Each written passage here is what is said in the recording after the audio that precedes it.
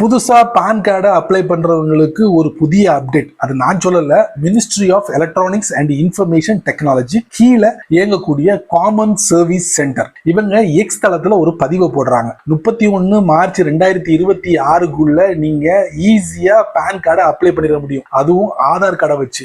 1 April 2026 பிறந்துச்சுன்னா ஆதாரோட சேர்த்து உங்களுடைய date of பர்த்தையும் prove பண்ண வேண்டி வரும். அப்போ டேட் ஆஃப் பர்த் ப்ரூவ் பண்ணணும்னா பர்த் சர்டிபிகேட் வேணுமே, அது என்கிட்ட கிடையாது அப்படி நீங்க நினைச்சீங்கன்னா இவங்க என்ன சொல்றாங்க, இந்த டேட் ஆஃப் பர்த் ப்ரூவ் பண்றதுக்கு நிறைய டாக்குமெண்ட்டை ஹைலைட் பண்றாங்க.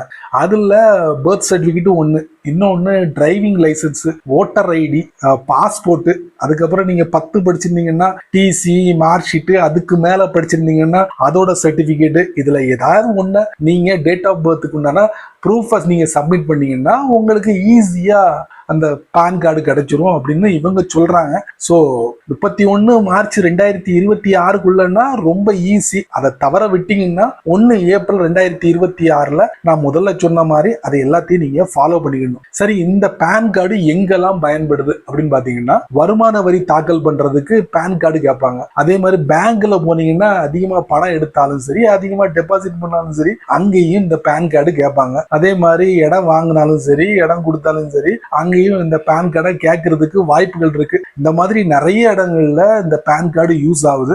இந்த மாதிரி சின்ன சின்ன விஷயங்கள் நிறைய தெரிஞ்சுக்கணும் ஆசைப்பட்டீங்கன்னா வழக்கம் போல நம்ம சேனலை ஃபாலோ பண்ணுங்க.